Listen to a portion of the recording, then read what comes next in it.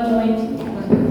O tema que nós pensamos para falar hoje é algumas passagens do Evangelho, que eu chamei de pérolas, e tão preciosas que são. Não que o Evangelho não seja, no todo, uma pérola. Né? Ao longo dos 28 capítulos, ele traz muita informação, são muitas pérolas em cada página, em cada capítulo. Mas nós selecionamos algumas. E eu penso que antes da gente começar a falar a respeito desses valores, né, desses conceitos do Evangelho, tem uma proposta, né, de uma questão do Livro dos Espíritos. A questão é 919, quando Kardec pergunta para os Espíritos: o que a gente faz para conseguir nos melhorarmos nessa encarnação? Aí os Espíritos respondem para ele: um sábio da antiguidade já disse, conhece-te a ti mesmo. Esse sábio é Sócrates. Sócrates, quando encarnado, ele usava dois métodos: o método da maiêutica e o método da ironia. O que isso significa? Significa que ele provocava as pessoas a pensar.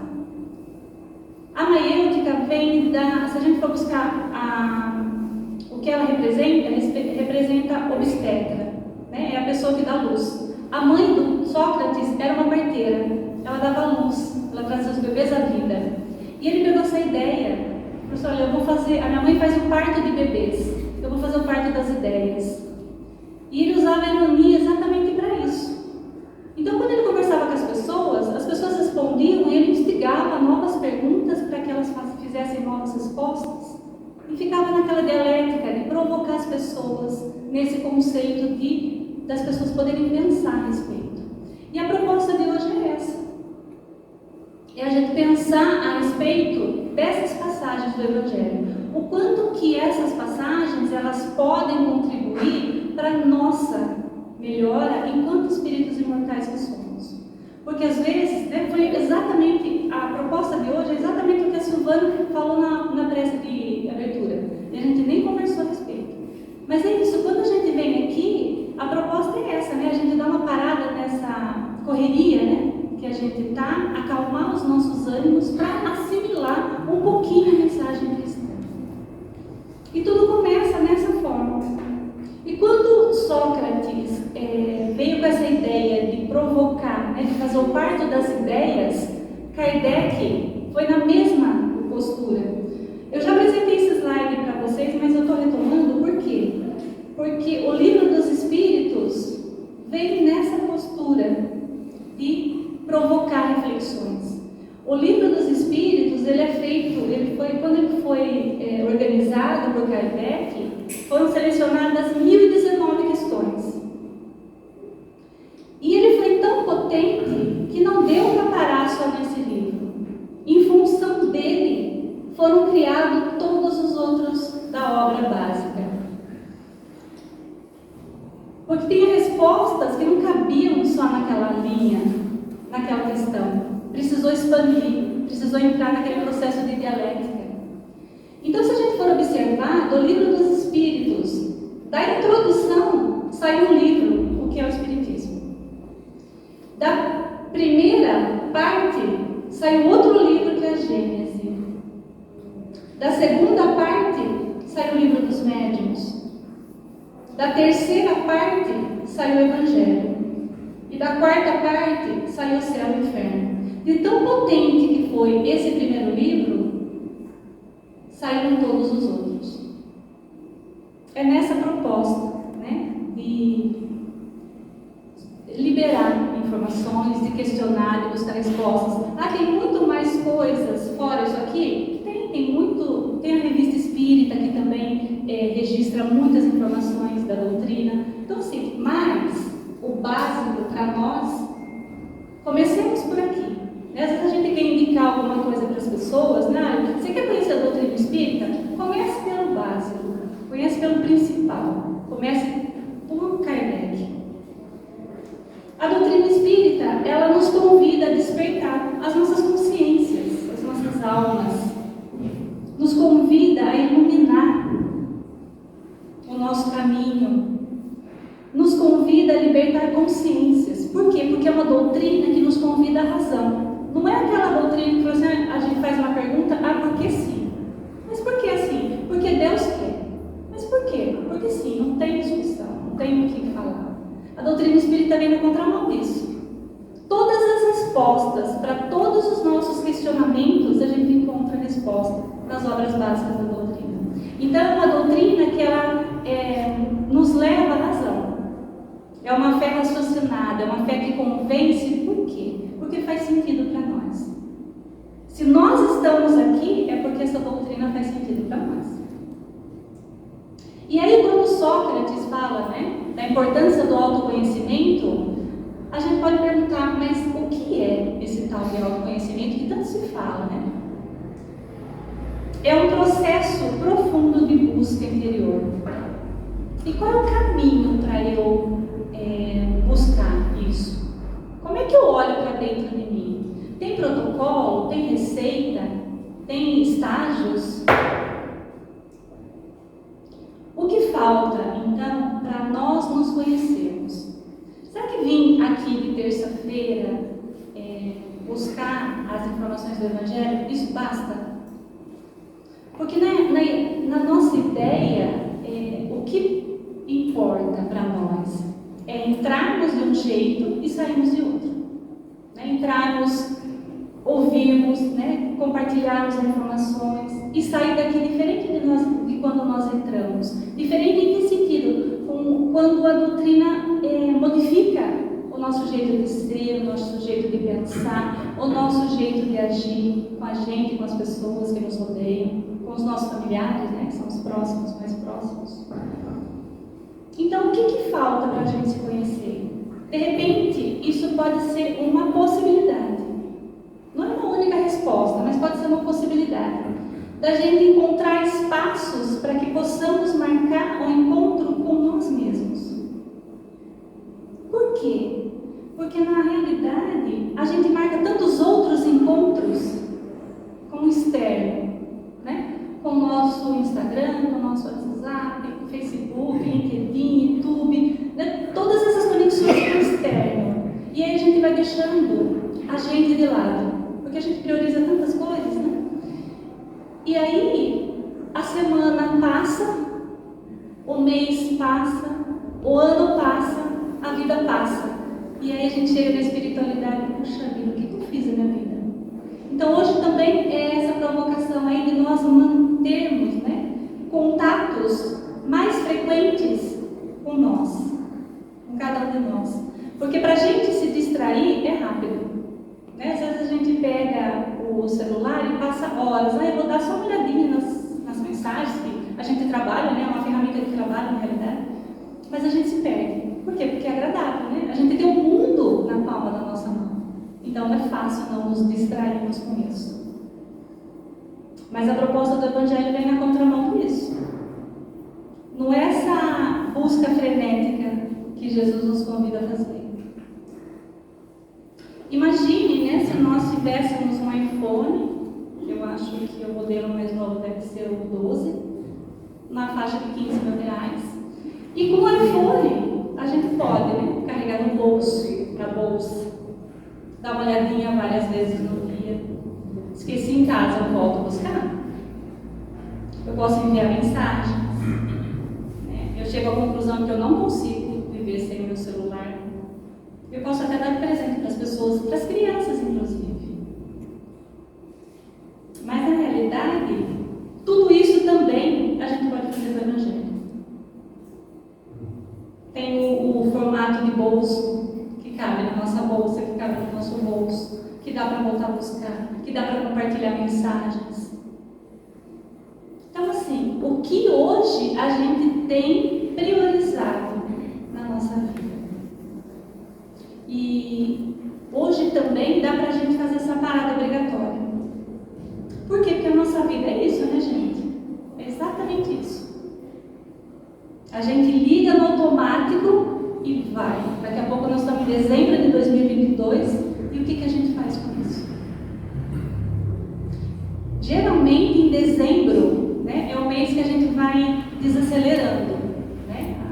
a gente vai entrando em férias, as empresas vão entrando em férias, tudo vai desacelerando. E de dezembro para janeiro, a gente faz essa combinação, né, com a gente. Olha, esse ano eu fiz essa avaliação, cheguei nessas conclusões. Em janeiro de 2022 eu vou mudar isso.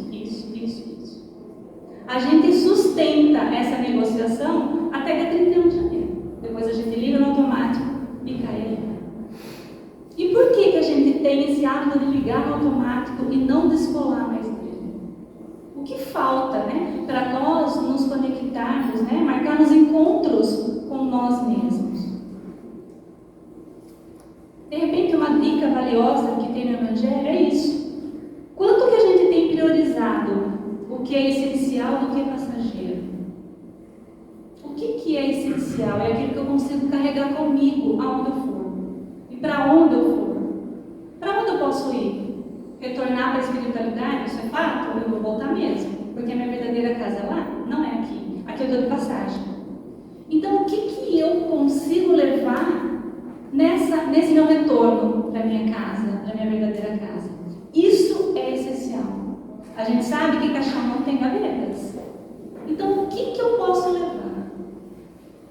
Ah, mas eu estou encarnada, né? Eu estou encarnado. Eu preciso de carro, eu preciso de casa, eu preciso de comida, eu preciso de dinheiro, eu preciso disso. Claro que sim. Claro que sim. Ninguém está dizendo que não, né? Mas, qual é a proposta do Evangelho? É não valorizar o que é passageiro em função do que é essencial. Então, os extremos são ruins. Então, a ideia é a gente aproximar, né? Não tanto ao céu, nem tanto à terra. Mas lembrar sempre do que é essencial. O que eu consigo levar para onde eu for? Será que eu levo o amor que eu tenho? A caridade que eu pratico? O perdão? O amor ao próximo? O meu conhecimento adquirido? Será que isso eu consigo levar? Então, por que não investir um pouquinho nisso? Porque isso é meu, ninguém tira. Se o ladrão entrar na minha casa, ele pode roubar tudo, mas o que está aqui dentro, ele não rouba de jeito nenhum. Por quê? Porque é conquista minha, única, singular, particular, e eu respondo por elas. E aí vem a proposta do Evangelho. O quanto que a gente tem ocupado das nossas 24 horas para esse autoconhecimento, para esse investimento. E o importante, né, é a gente não esperar adoecer para procurar a si mesmo. Que a gente não se perca nessa vida de correrias. Né? Por quê? Porque se a gente vai acumulando coisas, a gente pode adoecer. Aí a gente vai no médico, não tem diagnóstico, mas a gente não está bem por conta disso. Né? A gente vai acumulando sentimentos, sensações. E a gente não tem espaço para soltar isso, para verbalizar, para compartilhar. O Evangelho, segundo o Espiritismo, ele nos oferece essa conexão. Aqui é o momento da gente parar. Por isso que faz sentido para a gente estar aqui todas as terças. Porque aqui é um momento que eu posso entender como um momento de autocuidado.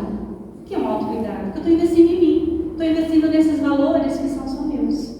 Aqui é o momento de eu parar e pensar o que eu tenho feito da minha vida. O que eu tenho feito das minhas relações. Alguns meses atrás, quando a gente ainda fazia esse rodízio, né, dos passos, entrava por aí, saía por aqui, a pessoa tomava passe, geralmente se levantava, né? E uma pessoa permaneceu aqui. A pessoa não está aqui hoje. Se tivesse, ela poderia confirmar. E ela ficou um tempinho mais, né? As luzes apagadas, aquela musiquinha que nos convida à meditação. E aí passou o tempo, eu sentada aqui observando, o salão foi esvaziando e ele ficou sentadinho ali no canto. Aí depois ele abriu os olhos, ele chegou aqui na mesa e disse: nossa, eu perdi a hora. Não, você não perdeu a hora, você pode ficar aqui o tempo que você quiser, né? A evangelização ainda não tinha terminado. E aí ele falou assim: se eu não venho direto da minha casa, né, do trabalho, eu não ia conseguir chegar. E hoje eu estava tão cansado, eu vim sem tomar banho, eu vim sem comer, vim direto, mas eu vim. E aí ficar aqui hoje sentada, a impressão que eu tenho é como se eu tivesse tivesse recarregado as minhas baterias para eu tocar o resto da semana. E não é isso mesmo que a gente faz aqui? É exatamente isso. Isso não é uma ação de autocuidado? Não é uma ação de pensar na gente, de investir na gente, nem que for meia hora, né? Nem que for 1 hora, nem que for 10 minutos, mas é um tempo valioso demais para a gente desperdiçar. E algumas pérolas, né, que a gente vai entrar nelas agora no Evangelho. Quando nós sentimos tristeza, se a gente for lá no capítulo 2, ele fala, né, Jesus fala da vida futura. Qual é a importância da gente acreditar na vida futura?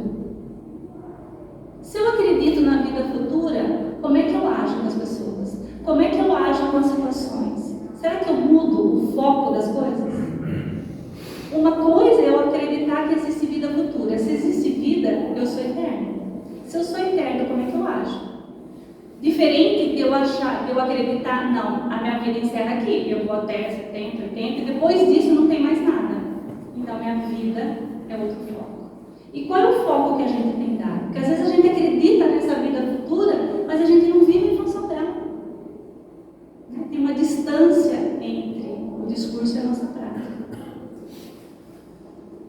Se eu acredito na vida futura, essa informação para o meu interior tem consequências imensas sobre a minha moralização, porque eu mudo o trato com as pessoas, eu mudo as minhas prioridades, eu mudo o olhar do meu sofrimento, eu mudo o olhar do meu luto, das minhas perdas, das mortes. Muda nosso ponto de vista de examinarmos a vida terrestre.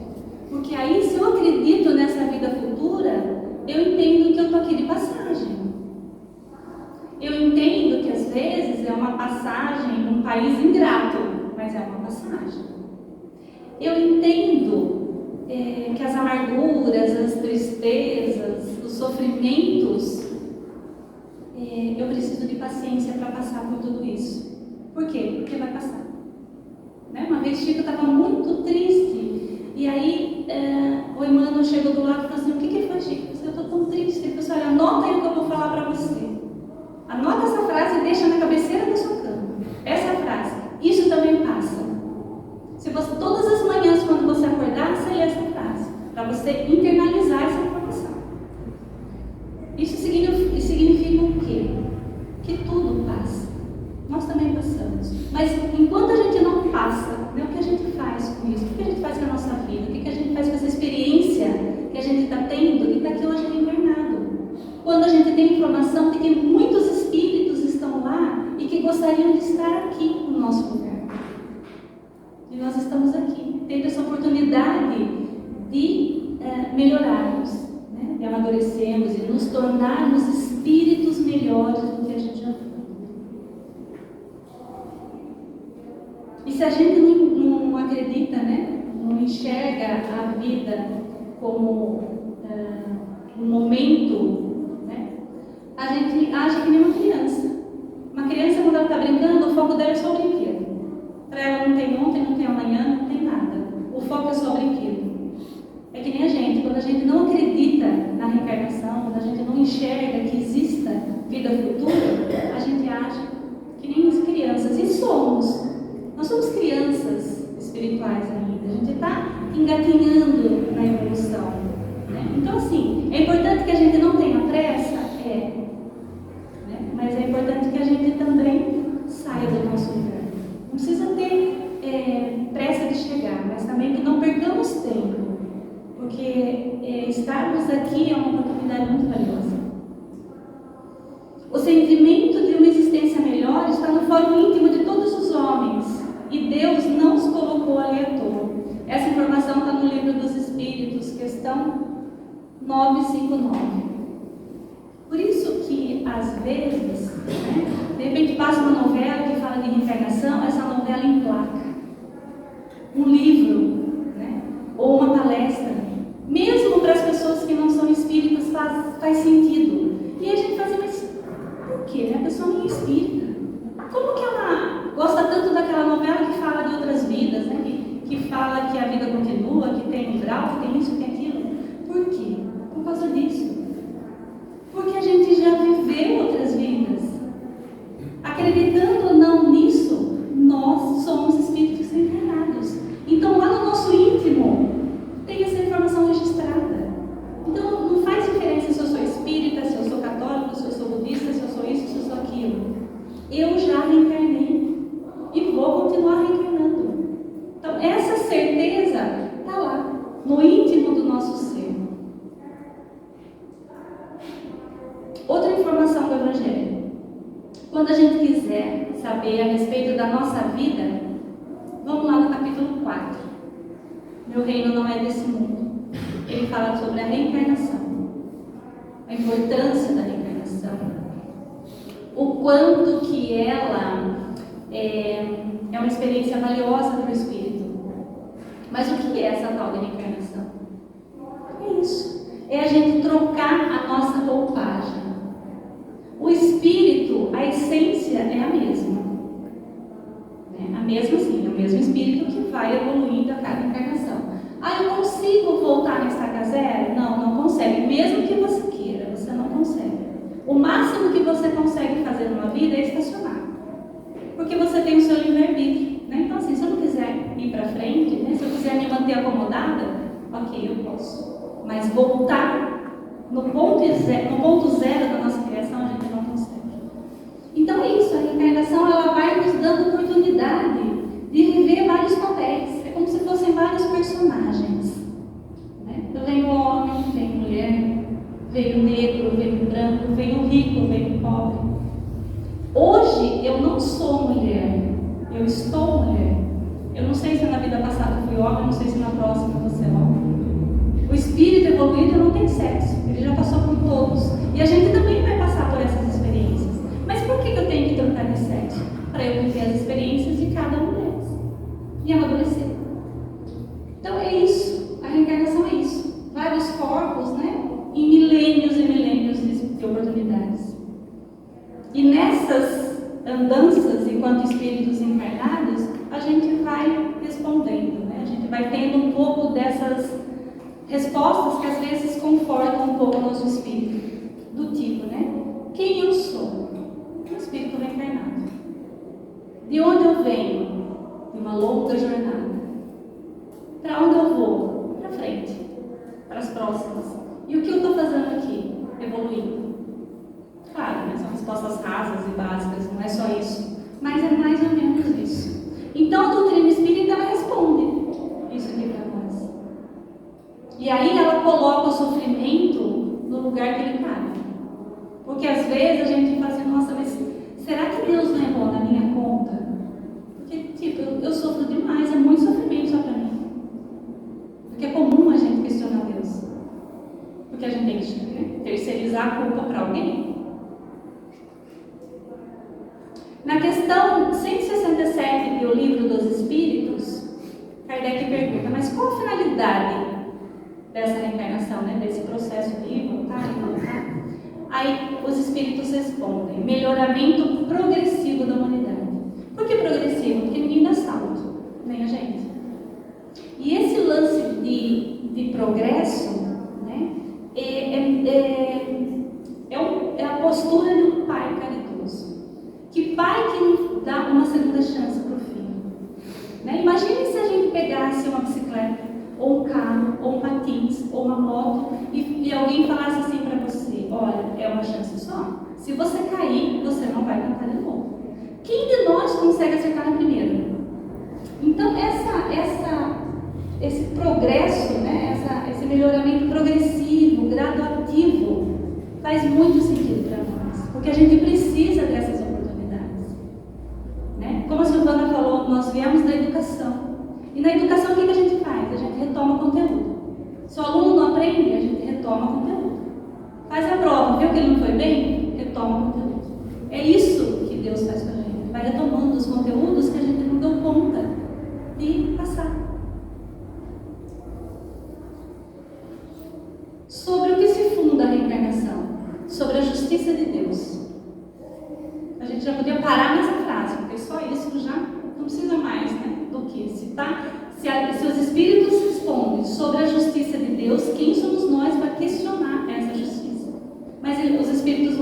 eles completam essa informação. A doutrina da reencarnação é a única que pode explicar o nosso futuro e fundamentar as nossas esperanças, pois oferece o meio de resgatarmos os nossos erros através de novas provas.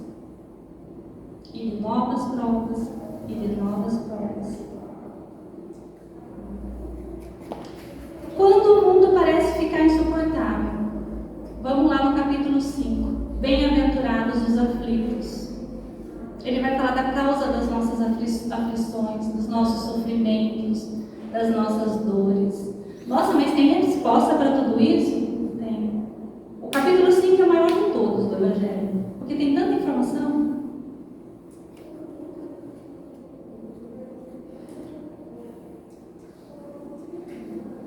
Ele fala, alguns dos itens, né? Ele fala da justiça das aflições. Mas que justiça que é essa, né? Que faz com que a gente sofra tanto? Onde está essa justiça? E será que ela existe mesmo? Mas aí a gente pensa, puxa vida, se existe um Deus soberanamente bom, justo, Ele não vai errar na nossa conta. Então, assim, é mais fácil a gente tentar entender do que achar que tem algum erro na nossa programação. Fala também das causas atuais das nossas aflições. Tem coisa que a gente conquista nessa vida mesmo, por conta da nossa arrogância, por conta da nossa intolerância, por conta da nossa, do nosso gosto, né, de maltratar as pessoas, de usar uma linguagem inadequada com as pessoas, de usar, por exemplo, eu sou um gestor, eu trato mal meus subordinados. Eu posso, mas não devo. É aquela frase do apóstolo Paulo: eu posso tudo, mas nem tudo me convém. Por quê? Se eu entendo, se eu acredito na vida futura, se a reencarnação faz sentido para mim, em algum momento a gente vai se cruzar de novo com essas pessoas. E aí? E aquela tal da lei de causa e efeito? Ela vai nos encontrar. Lembra um caso que eu comentei de 18 séculos de diferença? A justiça divina vai lá. A nossa pode até errar, a justiça humana pode até errar, mas a justiça divina ela vai buscar os devedores e a gente tem que acertar conta com as pessoas, mesmo que demore 18 séculos. Fala também das causas anteriores das nossas aflições, porque tem situações, né, gente, que não cabem nessa vida. Tem sofrimentos que a gente olha assim, puxa vida, eu não entendo a causa disso, não é dessa vida, não pode ser. Aí a gente, né, nessa parte aí a gente percebe que tem coisas que são de outras vidas mesmo. São consequências da nossa invigilância, da nossa indisciplina, de todas as coisas que caracterizam a criança espiritual que a gente ainda é. Tem também o esquecimento do passado. Esse é um argumento que as pessoas tentam usar com a gente para falar, prova para mim que tem reencarnação. Eu esqueço, eu não tenho informação. Como é que tem isso aí se eu não lembro? É onde as pessoas querem questionar a doutrina espírita. E aí a gente tem as respostas, né? Inclusive no Livro dos Espíritos. Mas a gente poderia começar com esse pensamento, né? Com essa situação.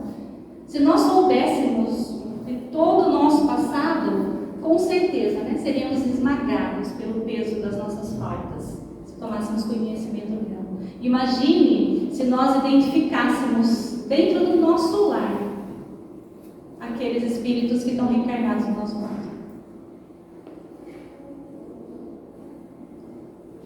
Ainda bem que a gente não identifica, porque o que sobra para nós? A gente não tem informação do que a gente foi, mas a gente tem um instinto, a gente tem a consciência, né? Alguma coisa ecoa no nosso interior, né?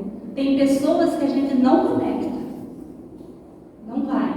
Tem pessoas que a gente conecta com uma facilidade que parece que a gente sempre conheceu, sempre gostou, sempre viveu. Então são essas afinidades, né, dos espíritos, das almas, que em algum momento já se reencontraram. E a gente vai buscar essa informação no Livro dos Espíritos. Por que o espírito encarnado perde a lembrança do passado? Os espíritos respondem para Kardec: o homem nem pode, nem deve saber de tudo. Deus assim o quer na sua sabedoria. pelo esquecimento do passado, ele é mais ele mesmo. A gente também podia parar por aqui. Deus assim o quer. Ponto e pronto. Mas a gente tem as respostas. Por quê? Porque a gente não dá conta. E porque esquecendo o que a gente fez, a gente pode começar do zero de novo. É mais uma oportunidade da gente retomar. Tudo que a gente tenta fazer de bom, de melhor. Mas eu mais erro do que acerto. Mas são novos erros. A gente não erra sempre o mesmo erro, a gente erra outros erros, é assim mesmo. É tentativa e erro que a gente vai caminhando, vai amadurecendo. E o importante não é o que a gente foi. Porque às vezes as pessoas falam assim, nossa, eu queria tanto saber o que eu fui. Para quê? O que a gente vai fazer com essa informação? Que peso que tem essa informação na nossa vida hoje? O que eu faço com isso? No que ela pode me ajudar? O que já foi, já foi. A gente não muda mais o nosso passado. Nem o nosso ontem. Ontem foi segunda-feira, não dá para voltar. A gente vai para quarta, para frente. Esse é o nosso lugar. Para frente. O olhar do ser humano, ele deve estar direcionado para o futuro. Esquecer temporariamente o passado deve ser uma necessidade evolutiva. Então, assim, apesar de, para nós, passado, presente e futuro fazer parte de uma mesma linha, a gente não precisa. E se Deus entende que é melhor apagar essa informação, é porque Ele entendeu que é melhor para nós. É que nem os pais presentes aqui. Tem coisa que não adianta explicar para o filho. Ele não vai entender, mas é melhor para ele. Então, está tudo certo.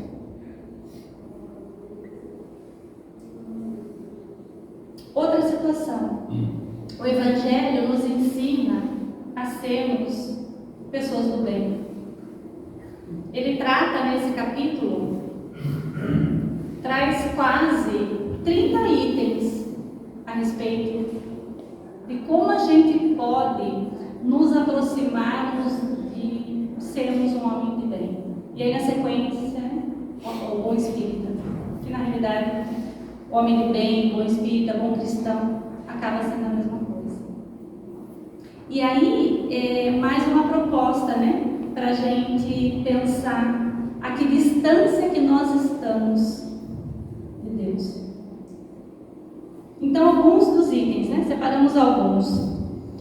O homem de bem, ele tem fé no futuro. E principalmente, a característica dele é alimentar os bens espirituais mais do que os bens materiais.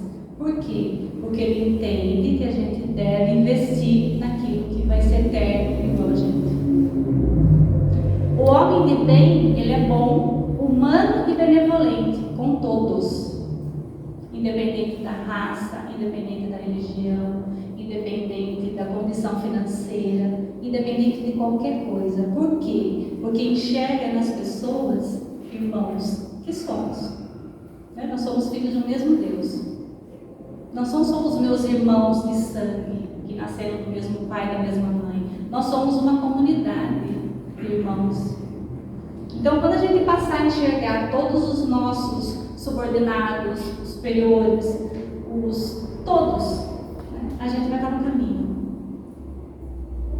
O homem de bem, ele não tem ódio, nem rancor, nem desejo de vingança. A exemplo de Jesus, perdoa e segue. Mas perdoar? Para quê? Só eu que tenho que perdoar? E o outro lado? A gente vai estar falando de perdão mais para frente. O homem de bem, ele estuda suas próprias imperfeições. O que seria estudar as nossas próprias imperfeições se não caminhar para o autoconhecimento? Ele não se envaidece com a fortuna, porque sabe que tanto a fortuna como a pobreza é emprestada. Assim como esse corpo que eu tenho hoje, é emprestado. Quando eu voltar para a espiritualidade, eu vou voltar com a minha alma. Esse corpo aqui, vai perecer.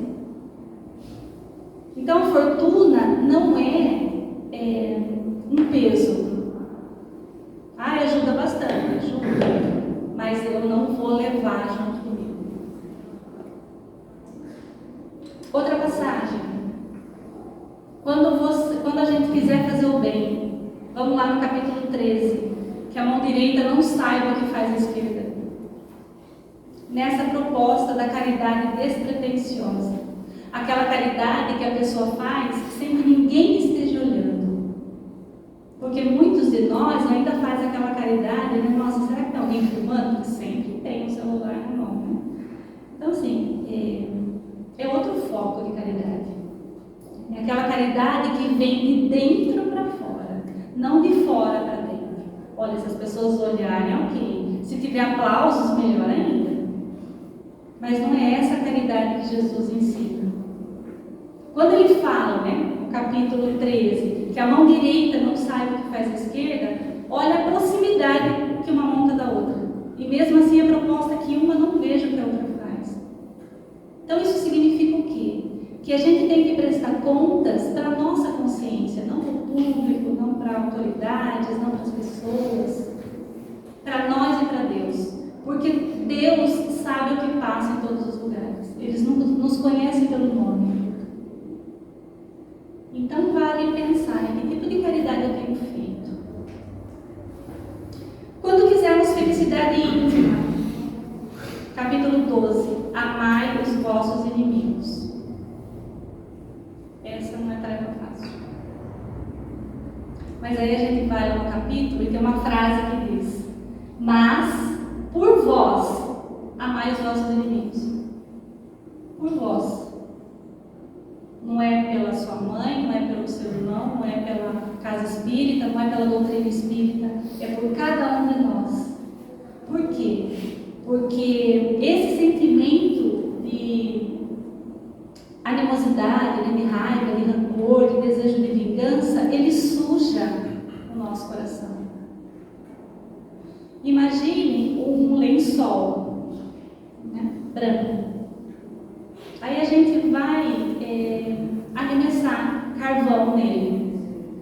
Arremessa um, não consegue acertar, arremessa outro, não consegue, até que no 15º a gente consegue sujar o lençol com um pouco de carvão. Mas antes de eu sujar o carvão, a minha mão já está toda suja.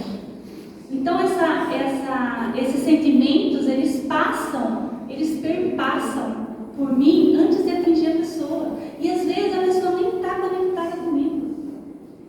Foi uma desavença ali que a pessoa já passou para ela, não fez sentido e eu fico alimentando aquele ódio. E aí eu adoeço. E mais para frente nesse capítulo tem essa colocação. É um absurdo para o incrédulo, né, para a pessoa que acredita que existe uma vida só.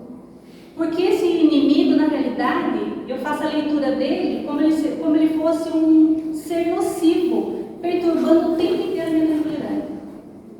Mas e para nós que somos espíritas? É o mesmo olhar que a gente tem, ou que deveríamos ter? Por quê? Aquela frase para nós, morto animal, morto veneno, não cabe em nós. Por quê? Porque ninguém morre. Então, assim, se o meu inimigo é inimigo hoje, na próxima vida vai continuar. Então, em que momento eu vou cortar esse círculo vicioso de ódio que me liga a essas pessoas? Tem um livro do Divaldo, do Espírito...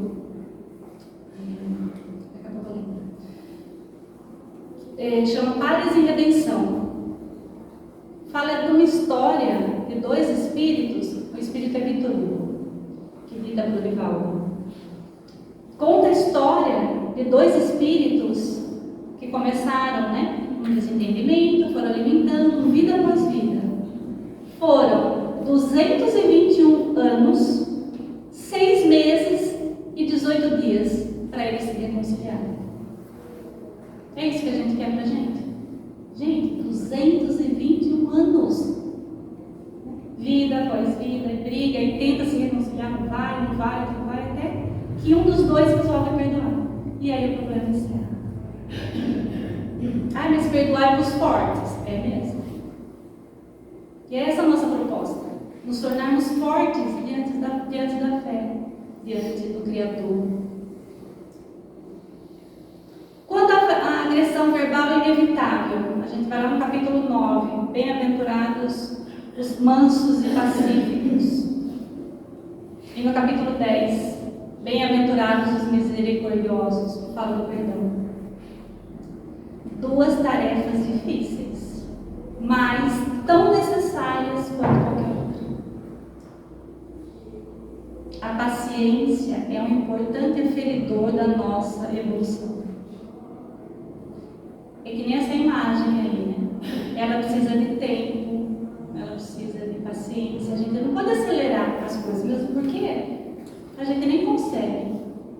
Esse despertar, esse florescer, acontece com a gente também. Nós somos espíritos nesse processo. Isaías, claro, fala que a paciência é a ciência da paz. Enfrentar dores e sabores, pessoas difíceis, os reveses, materiais, os nossos problemas morais, não são tarefas fáceis. Mas, com a visão espiritual, a gente tenta e tenta de novo. É um treino diário. Cada um aqui sabe até onde consegue ir, o limite da nossa força. Mas são tarefas importantes para um espírito que é imortal. E a paciência, ela faz parte da nossa vida. Vamos pensar na gente. Nós esperamos, a maioria de nós, 9 meses para nascer. Mas só que antes da gente reencarnar, teve toda aquela movimentação da espiritualidade, escolhemos ali os nossos pais biológicos, aí os pais reencarnaram, a gente teve que esperar eles crescerem, se encontrarem, se conectarem, as energias se conectarem para eles formarem, constituírem a família, para que eu conseguisse reencarnar. Então, assim, tudo leva tempo, tudo é paciência. Tem coisas que a gente não consegue acelerar, nem deveria. Quando a coisa vai no ritmo, fica mais suave. Mesma coisa um livro. Quando a gente pega o livro para ler, a gente não consegue. Se a gente lê a primeira página e a última, a gente não tem noção do que é o livro. E mesmo porque o que importa é o trajeto. A chegada é uma consequência, mas o que é importante para nós, enquanto espíritos encarnados, é o trajeto, é o que a gente está fazendo dessa vida. E o livro também é uma página atrás da outra, é um capítulo atrás do outro. Tudo isso é por quê? Porque entende-se que a gente precisa de paciência, a gente precisa de tempo. Cada um tem seu tempo. A frase tem a vírgula, que é o ponto final. Então, assim, não dá para ir num ritmo acelerado. Então, a gente vê que a vida dá sinais para que a gente pare e pense o que a gente tem feito com a nossa paciência ou com a nossa impaciência. O ódio e o rancor denotam uma alma sem elevação, sem grandeza. O esquecimento das ofensas é próprio da alma elevada, que está acima dos insultos que lhe pode dirigir. Essa frase está no Evangelho também. E olha que interessante essa imagem. Quando a gente perdoa, a gente desconecta das correntes que nos amarram as pessoas e a gente voa para outras vidas, para outras experiências. E a pessoa, se ela quiser vir junto, ela vem. Se ela quiser permanecer no lugar, ela tem o livre-arbítrio. Então, a criatura que errou, porque às vezes a gente tem essa dificuldade, de não perdoar, fica assim, puxa vida, e aí? E ela que causou tanto mal para mim, o que vai acontecer com ela? Quem somos nós para julgar as pessoas, Mas a gente tem essa certeza. A criatura que errou contra nós não se livrará da responsabilidade de corrigir os efeitos que o erro produziu na atmosfera da vida. Não é responsabilidade nossa o erro das pessoas. Não somos nós que temos que cobrar. Tem toda uma justiça divina que vai atrás dos erros dela e dos nossos também, porque nós também erramos.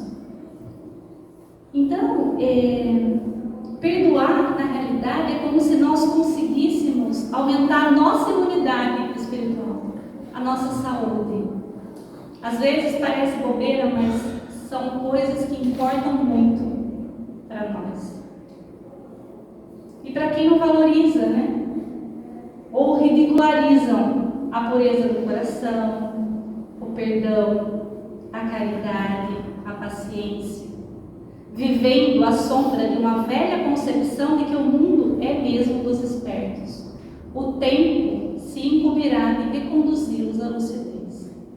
Então nós estamos tendo, através do Evangelho, esse momento de sermos reconduzidos à lucidez. Que lucidez? da importância de sermos puros de coração, de praticarmos o perdão, a caridade, a paciência. A gente está tendo oportunidade hoje. Tem aquela frase, né? A ignorância me protege. Por quê? Eu não sabia, mas agora eu sei. Eu tenho acesso à doutrina, eu tenho acesso ao evangelho, em todos os lugares. Ali tem livro para vender, aqui tem livro para entrevistar, a internet tem as informações. Então, assim, dá para eu alegar que eu não sei? Não dá. Enquanto eu não sabia, ok, mas agora eu sei. Então, minha responsabilidade moral aumenta.